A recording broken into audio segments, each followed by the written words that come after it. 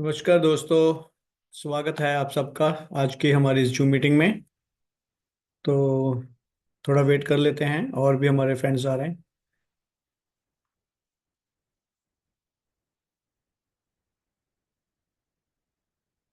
बाकी दोस्तों, जैसे आपने देखा होगा, कल हमने हाउ टू यूज़ के ऊपर बात करी थी। तो उसमें अभी ऑलमोस्ट 50% ही अवर कवर हुआ था, तो बाकी का जो 50% है वो आज हम कवर करेंगे। और साथ के साथ टिप्स भी आज आपको बताए जाएंगे कि वैसे तो डॉक्टर अली साथ के साथ टिप्स बताई जा रहे हैं, और जो स्पेशल टिप्स हैं मतलब पर्टिकुलर प्रॉब्लम के हिसाब से वो भी आपको आज बताए जाएंगे। तो कोशिश करेंगे कि आज के सेशन में जो हाउ टू यूज़ है उसको हम पूरा कवर कर लें, है ना। क्योंकि आज पांचवा दिन है, और जो 2-3 दिन और लगेंगे इसमें, जूम मीटिंग में 2 या 3 दिन देख लेते हैं। तो उसमें कोशिश करेंगे कि हम आपके कुछ क्वेश्चन आंसर ले सकें, और आपको गाइड कर सकें कि कैसे किस तरह का एग्ज़ाम होगा, या कैसे आपने उसके लिए प्रिपेयर होना है। ठीक है जी, तो उसके ऊपर भी बात करेंगे। तो आज जो है हम मेन हाउ टू यूज़ के ऊपर ही बात करेंगे, है ना। तो आप लोगों ने नोट कर लेना है अच्छी तरह से। करते हैं आज की जो मीटिंग शुरू। और मैं वेलकम करना चाहूँगा हमारे डॉक्टर अली जी का, और जो आज की जो प्रेजेंटेशन है उसको आज जो बैलेंस की प्रेजेंटेशन है हाउ टू यूज़ उसके बारे में बताएंगे। डॉक्टर अली वेलकम, आपका बहुत बहुत स्वागत है। तो आप जो मीटिंग शुरू कर सकते हैं। जी, thank you so much Manoj ji. Welcome. Good evening all of you. मैं आप सभी का वेलकम करता हूं आज के इस ट्रेनिंग सेशन में। और आज हम लोग, जैसा कि मनोज जी ने आपको बताया, कि आज हम लोग बात करेंगे अगेन दोबारा से हाउ टू यूज़ की। और हमने कल भी उसी टॉपिक पे बात की थी, हाउ टू यूज़ पर ही कल का भी सारा सेशन हाउ टू यूज़ का ही था।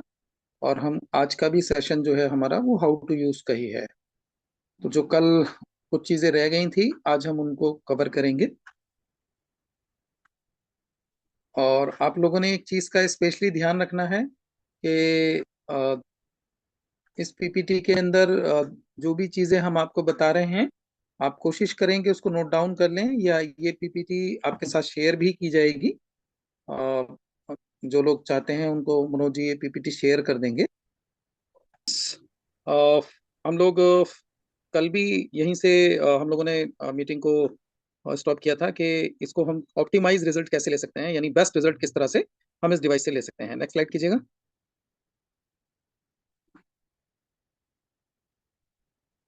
ये प्रोटोकॉल हम लोग कल इसके बारे में बात कर चुके हैं। और इसमें एक चीज का हमें ख्याल रखना है कि जब भी कोई नई थेरेपी हमारे पास आती है, किसी की भी हम नई थेरेपी स्टार्ट करते हैं, कोई पर्सन आता है, तो उसको हमें पहले 3 to 5 डेज जो ये प्रोटोकॉल है सारा, इस प्रोटोकॉल को फॉलो करना है।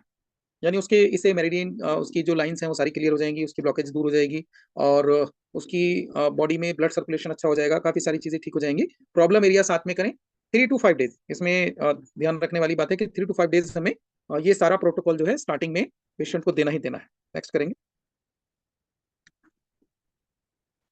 यस। तो ये प्रोटोकॉल है हमारा हेयर प्रॉब्लम के लिए, कि अगर किसी को हेयर में प्रॉब्लम है तो उसे हमें किस तरह थेरेपी करनी है। तो हेयर के लिए सबसे पहले क्योंकि जो इससे लिम्फ है हमारा, तो जो गले का लिम्फ होता है वो कनेक्टेड है, क्योंकि इन चीजों का हमें ख्याल रखना है जब भी हम कोई थेरेपी करेंगे। तो हमें लिम्फ का ध्यान रखना है कि उससे हमारा कौन सा लिम्फ कनेक्टेड है और कौन सा चक्र कनेक्टेड है। तो इससे हमारा जो नेक का लिम्फ है वो कनेक्टेड है, तो दोनों तरफ नेक पे जो है हमें इस थेरेपी को करना है, बोथ बोथ साइड। और इसको दोनों साइड में हमें वही 2-2 मिनट दें, 2 to 5 मिनट्स। अगर हमारे पास में प्रीमियम प्लस डिवाइस है तो हमारा इससे टाइम बचता है, टाइम इसमें थोड़ा कम लगता है। और एंटायर एंटायर बैक यानी जो स्पाइन है हमें उसको हमें पूरा इससे कवर करना होता है, पूरा स्पाइन देना है। साथ में जो किडनी का पॉइंट होता है हमारा, तो किडनी के पॉइंट पे हमें इसको करना होता है। और स्प्लीन एरिया पे भी इसको हमें 2 मिनट करना होता है। और स्टमक के ऊपर भी इसको करना होता है, क्योंकि कई मरतबा ये डाइजेशन की वजह से होती है प्रॉब्लम। तो यहाँ तो हम 2 to 5 मिनट्स करेंगे। बट जो हेयर फॉल है वो उसमें प्रॉब्लम एरिया है हमारा हेड यानी सर, तो यहाँ हमें 15 मिनट करना होगा। 15 मिनट हमें 10 to 15 मिनट, ये टाइमिंग हमारा सर का होगा। तो यहाँ पे हमें सर के ऊपर 10 to 15 मिनट देना है। तो इससे जो हमारी हेयर की प्रॉब्लम है, हेयर फॉल वगैरह है, ये बहुत तेजी से आप देखेंगे कि वो कम हो जाएगा। अगर किसी को नज़ले वगैरह की नेजल प्रॉब्लम है तो इससे हमारी तीन जगह कनेक्टेड है। जैसे अ, एक हमारी नोज कनेक्ट है, तो नोज पे हमें 15 मिनट का जो टाइम है वो हमें नोज एरिया के ऊपर देना है। और हमारे दोनों लिम्फ कनेक्टेड हैं गले के, तो गले के दोनों लिम्फ पे हम 2 to 3 मिनट्स करेंगे। और चेस्ट जो है इसमें ये भी प्रॉब्लम एरिया में आता है, तो यहाँ भी हमें अ, हम आगे और पीछे दोनों तरफ भी कर सकते हैं। और मेन प्रॉब्लम एरिया नोज है, तो नोज के ऊपर करेंगे और इसी की हवा में सांस लेंगे, तेज तेज सांस लेने को बोलेंगे पेशेंट को। तो ऐसा करने से आप देखेंगे कि जो अगर किसी की नोज बह रही है या बंद है तो वो बहुत जल्दी ठीक हो जाती है इससे। नेक्स्ट स्लाइड करेंगे सर।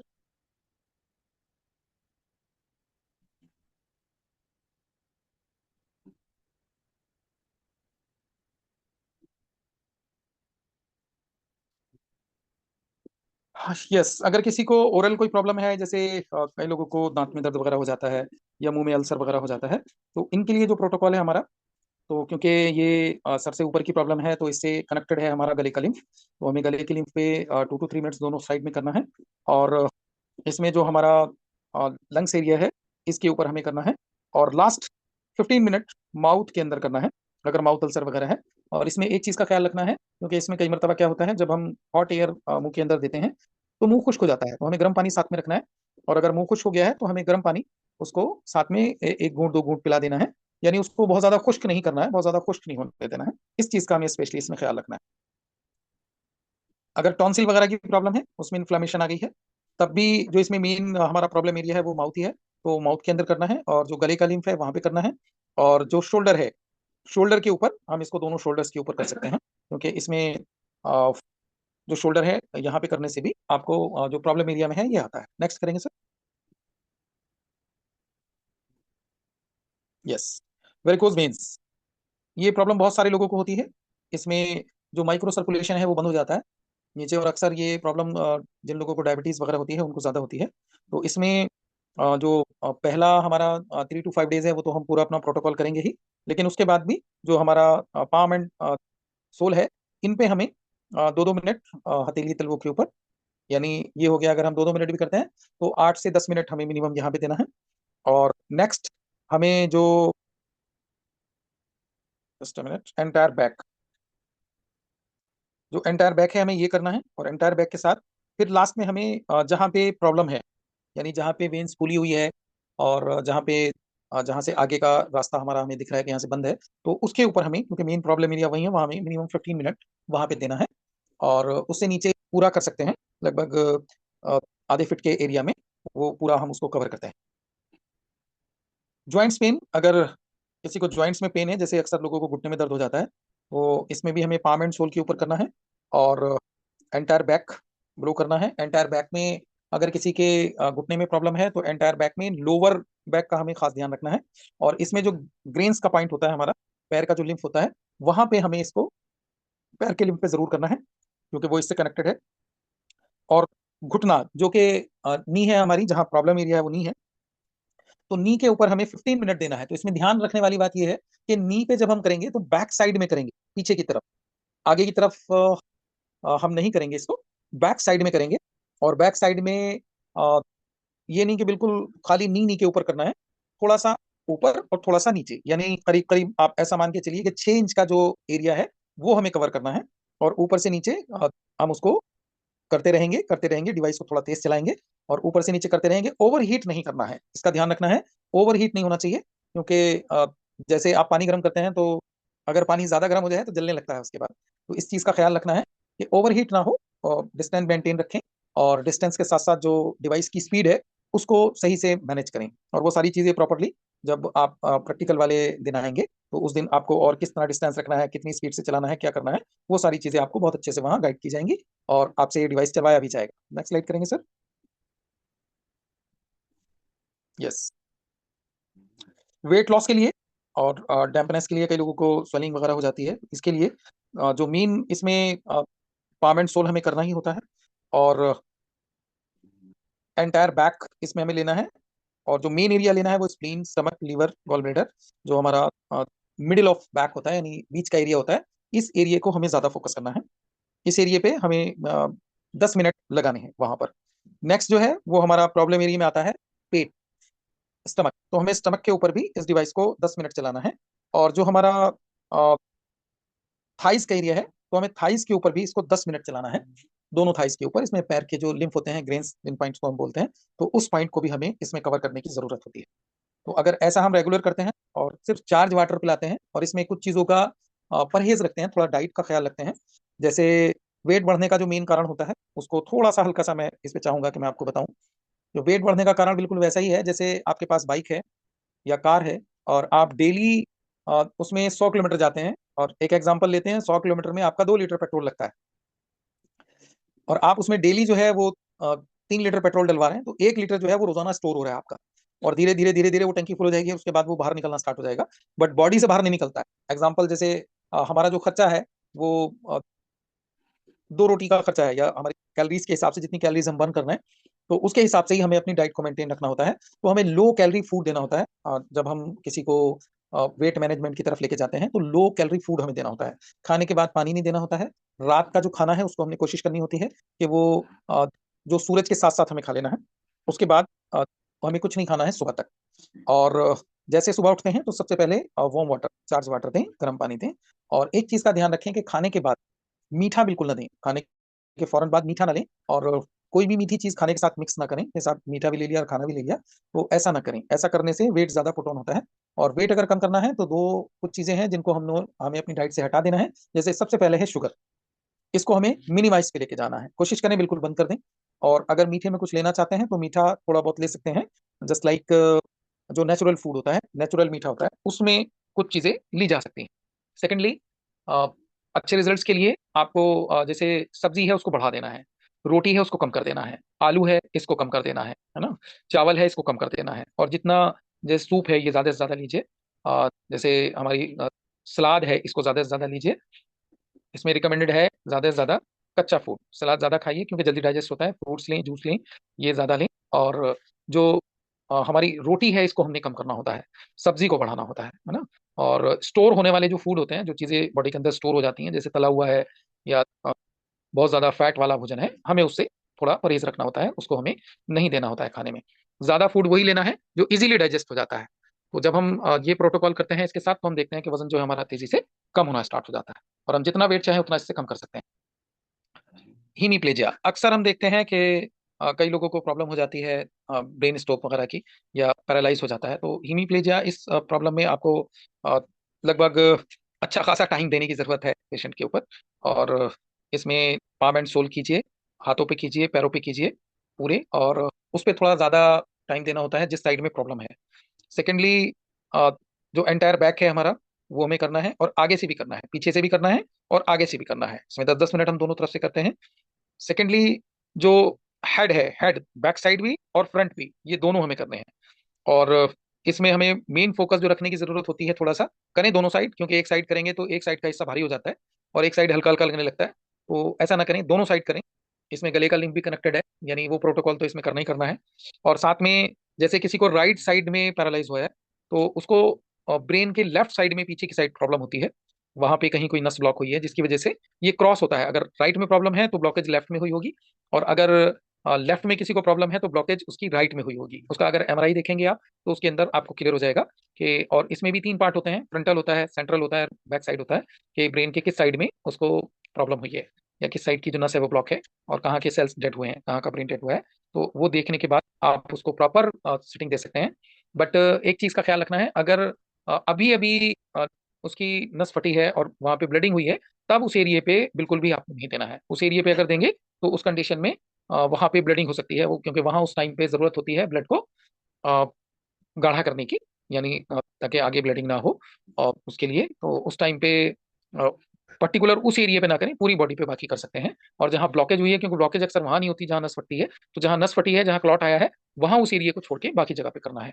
और मोस्टली जो नस ब्लॉक होती है वो नीचे होती है, ये यहाँ पे इस एरिया में होती है, तो उस एरिया को आप कर सकते हैं। बाकी जहाँ क्लॉट है वहां पे आपको आप थोड़ा उस टाइम पे अवॉइड करना होता है। सर नेक्स्ट स्लाइड करेंगे।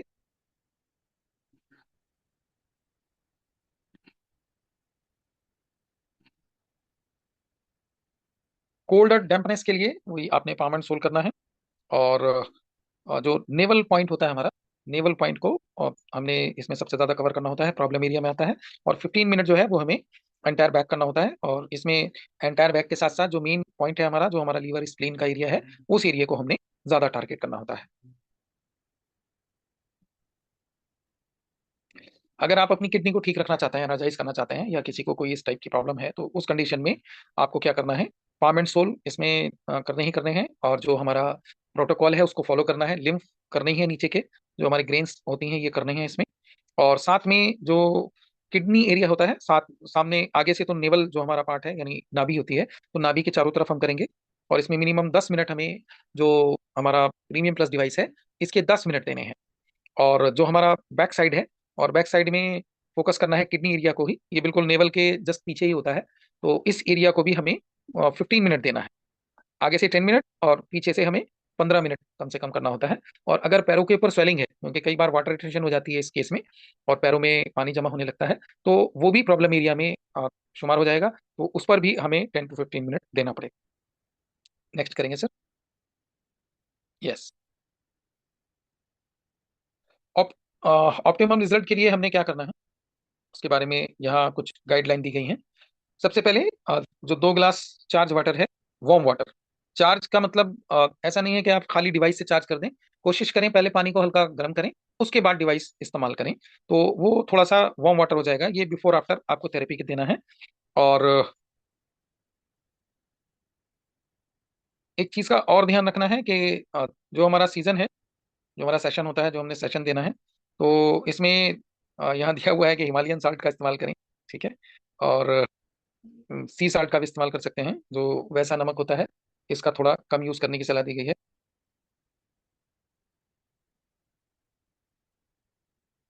नेक्स्ट है, फॉर द फर्स्ट 3 थेरेपीज, वही 3 to 5 थेरेपीज जो हमने आपको पहले बताया था, कि इसमें हमें फॉलो करना है जो हमारे 10 बेसिक पॉइंट हैं, इसके ऊपर हमें अ, शुरू के दिनों में करना है। तो इससे क्या होगा कि जो हमारी, जो ये फ्रिक्वेंसी जब बॉडी में जाती है, तो ये ब्लॉकेजेस को ठीक करती है, और हमारे जो मेरिडियन पॉइंट्स होते हैं, लाइंस होती हैं, उसको खोल देती है। फोकस ऑन अनकंफर्टेबल एरिया, यानी जिस एरिया में पेन है या जिस एरिया में भी प्रॉब्लम है, प्रॉब्लम एरिया इसका मतलब है, प्रॉब्लम एरिया। तो प्रॉब्लम एरिया को हमने कवर करना होता है। और प्रॉब्लम एरिया पे जो भी प्रॉब्लम एरिया है वहाँ हमें 5 to 15 यहाँ पे दिया हुआ है, 10 मिनिमम है इसमें, 10 एवरेज है। और 10 to 15 मिनट करना होता है वहाँ पे। और उस पीरियड में हमें पेशेंट से बात भी करते रहना होता है। और पेशेंट से बात करते हुए हमने उससे पूछना होता है कि आपको रिलैक्स कहाँ पे आ रहा है। क्योंकि इस थेरेपी में ये खासियत है कि जब आप इस डिवाइस को ब्लो करेंगे, तो जहाँ पे प्रॉब्लम होगी, ब्लड सर्कुलेशन कम होगा या समथिंग और कुछ दिक्कत होगी, वाटर रिटेंशन होगी या और कुछ होगा, तो वहाँ पे मरीज को ना ये डिवाइस गर्म नहीं लगेगा। वहाँ पे ऐसा लगेगा कि यह गर्म है ही नहीं बिल्कुल भी, ठंडा ठंडा लगेगा, हवा ठंडी लगेगी, या बहुत कम हल्की सी हीट वहाँ पे महसूस होगी। तो उस एरिया को आपने मेनली टारगेट करना होता है। कुछ एरिया हैं जिन पर हमें ब्लो नहीं करना है, जैसे अगर हेमरेजेस वगैरह है, यानी वही ब्लड क्लॉट्स वगैरह, नस फटी हुई है, समथिंग है, तो उस एरिया को हमने अवॉइड करना है। वाउंड्स है, कट्स है, तो उस एरिया को भी हमने अवॉइड अवॉइड करना है। बर्न है कहीं पे, जला हुआ है, तो उस एरिया को भी हमें नहीं करना है। और अगर किसी एरिया में कैंसर सेल्स हैं, तो वहां पर भी हमें नहीं करना है, क्योंकि उससे क्या हो सकता है, क्योंकि कैंसर सेल्स जो है वो बहुत तेजी से ग्रो होते हैं, और वो अंदर ही अंदर चीजों को खराब कर रहे होते हैं, अंदर घाव होता है बेसिकली। तो वहां अगर करेंगे तो जो वेन्स वगैरह है वो ब्लास्ट हो सकती है, वहां पे ब्लीडिंग हो सकती है, एक्सेस पेन हो सकता है। तो उस एरिया को हमने छोड़ देना होता है।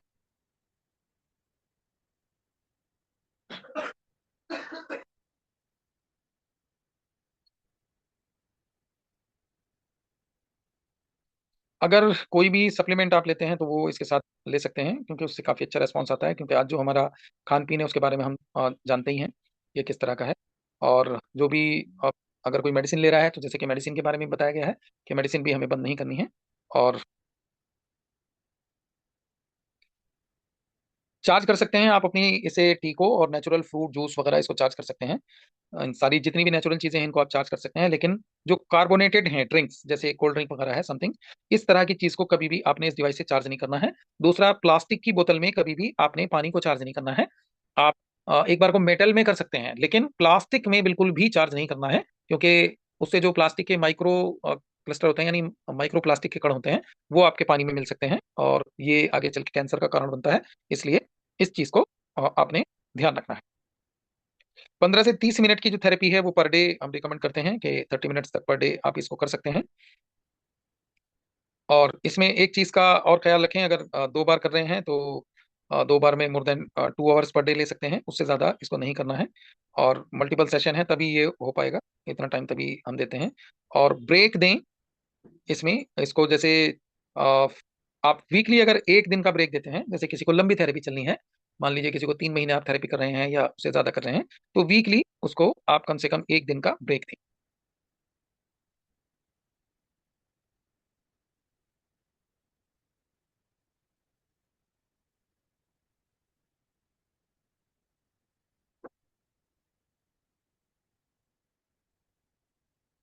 नेक्स्ट है वंस हीलिंग क्राइसिस के बारे में है कि जो हीलिंग क्राइसिस हैं उनको आप कोशिश करें कि पहले ही जो पेशेंट्स है उसको बता दें, और इसके लिए लाइफ स्टाइल वगैरह को थोड़ा चेंज करें, और रेस्ट जो है वो पेशेंट को कराएं।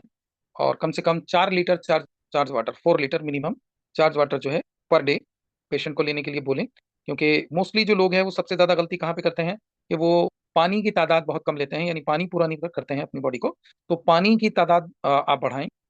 कई लोग हम देखते हैं कि वो 2 लीटर ही पानी पीते हैं, तो 2 लीटर पानी पीने वाले को ये बात तय है कि उसको ज्वाइंट्स पेन होना ही होना है, और उसको बाकी दिक्कतें भी आनी आनी है। तो इसलिए कोशिश करना है कि 3 to 4 यानी मिनिमम 4 लीटर चार्ज वाटर जो है वो पर्सन को दें।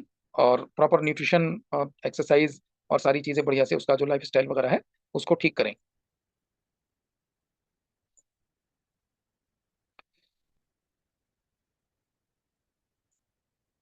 और जब आपका हेल्थ का जो गोल है वो अचीव हो जाता है, तो फिर इसको आप डिवाइस को 5 to 10 मिनट्स जो है वो पर डे आप यूज कर सकते हैं। वो उसके लिए उसके बाद यही काफी है। रिकमेंडेड है कि अगर पॉसिबिलिटी है अगर आपके पास उस टाइप की जगह है, क्योंकि कई बार हमारे पास जो जगह है वो उस तरह की नहीं होती है, तो हमें क्लोथ को रिमूव करके थेरेपी करनी है। यानी कपड़े के ऊपर जो होता है, तो कपड़े के ऊपर जो वेव्स है वो उतने अच्छे से पेनिट्रेट नहीं होती है, पूरी तरह से अंदर बॉडी में नहीं जाती है। तो हमें कपड़े हटा के अगर हम थेरेपी कर सकते हैं तो वो हमारे लिए बेस्ट होगा। और never eat raw meat and cold food. आप इस थेरेपी के बाद जो रॉ मीट है इसको बिल्कुल नहीं लेना है, और कोल्ड फूड नहीं लेना है। 4 घंटे तक की ये प्रोटोकॉल है, 4 घंटे तक ऐसा नहीं करना है। 4 घंटे तक हमें बात भी नहीं लेनी है, यानी नहाना बिल्कुल भी नहीं है। और नहाते हैं तो हम 4 घंटे बाद नहा सकते हैं अगर नहाना चाहें, तो ऐसा नहीं है कि नहाना 4 घंटे बाद जरूरी है, इस तरह का नहीं है।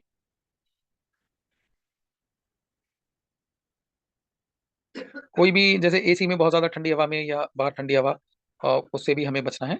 और कोशिश करेंगे जैसे मान लीजिए किसी ने सर पे थेरेपी ली है तो सर को भी गीला ना करें, उसको भी थोड़ा सा अवॉइड करें। और अपने जो हीलिंग की एनर्जी है इसको एंजॉय करें। तो फ्रेंड्स, ये हमारी आज की मीटिंग है, और मे बी आपको बहुत अच्छे से समझ आया होगा कि किस तरह से क्या करना है। और ये पीडीएफ भी हम लोग आपको भेज देंगे, ये वाला आप उसको स्टडी करें, रीड करें, अच्छे से याद करें। और अगर कहीं भी कोई बात समझ नहीं आती है तो आप मनोज सर से या हमसे उसके बारे में बात कर सकते हैं। तो हम इजाजत लेते हैं। Over to you Manoj sir. Thank you doctor Ali, बहुत बहुत धन्यवाद आपका। तो दोस्तों, जैसे आपने देखा है तो ये आज की जो है पॉइंट्स के कैसे करनी है, कौन से पॉइंट पे कितना टाइम देना है, तो उसके बारे में आज आपको डॉक्टर अली ने बताया। तो ये आज का सेशन जो है आज हम यहीं समाप्त करते हैं। तो कल के सेशन में हम, क्योंकि हमारे पास क्वेश्चन आते रहते हैं, तो कंपनी लेवल पे भी क्वेश्चंस आते रहते हैं, क्योंकि ये आप जानते ही हैं कि ये जो हमारी थेरेपी है वो ग्लोबली सब जगह चल रही है। USA, Canada, Australia, New Zealand, 83+ countries और स्टेट्स में ऑलरेडी चल रही है। तो हर कंट्री के हिसाब से मौसम, सीजन, उनके जो भी मतलब प्रॉब्लम्स आती हैं, तो उसके अलग अलग क्वेश्चंस जो हैं आते हैं सामने। तो उसके लिए कंपनी ने क्वेश्चन एंड आंसर का एक प्रॉपर तरीके से एक आंसर दिए हुए हैं हर क्वेश्चंस के। तो हम कल की जो प्रेजेंटेशन रहेगी उसमें हम उन क्वेश्चंस एंड आंसर्स को डिस्कस करेंगे।